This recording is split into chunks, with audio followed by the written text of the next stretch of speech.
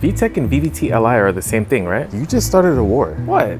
They both do that kickover thingy at high RPM. Variable valve timing, boom, more power. Okay, you're not completely wrong. But saying they're the same is like saying four-wheel drive and all-wheel drive systems are identical. But they're not. Exactly.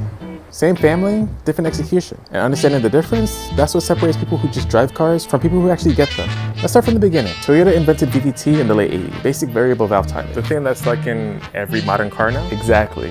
VVT just continuously adjusts when your valves open using oil pressure and a chem phaser. No drama, no kick, just smooth optimization across all RPMs. So boring but efficient. Perfectly said. Then Honda said, hold Masaki and dropped VTEC, which doesn't adjust timing, it just switches between two completely different cam profiles. Low RPM, mild cam. High RPM, aggressive cam. Then boom, VTEC kicked in, yo. Okay, so VVT is smooth, VTEC is violent. Got it. Now here's where things get spicy. Honda evolved VTEC into i-VTEC by adding cam phasing like VVT. So now you're getting the profile switch and continuous timing adjustment. Best of both worlds. Basically. Then Toyota clapped back with VVT-i. Same as VVT, but smarter. Still just timing though, no lift change. Then they created VVTLI, which is VVT-i plus a cam profile switch, just like VTEC. Wait, so VVTLI is just Toyota's version of i-VTEC? Conceptually, yes.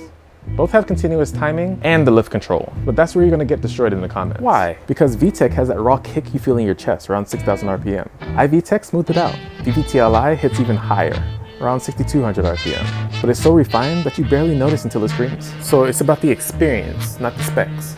Now you're getting it. Honda wants you to know when the engine is working. Toyota wants the engine to disappear until you need it. VVT just does its job quietly in the background. All valid, just solving for different drivers. So which one do you prefer? Honestly, VTEC. I like feeling the car wake up. That connection is why I got into cars in the first place. But someone who values smoothness, VVTLI all day. And if you just want reliability and MPGs, VVT is perfect. See, this is what we do here.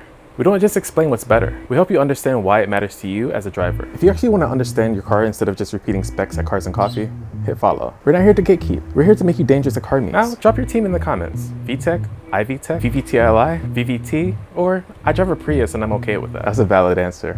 That Prius has VVT-i and gets 50 miles per gallon. Respect.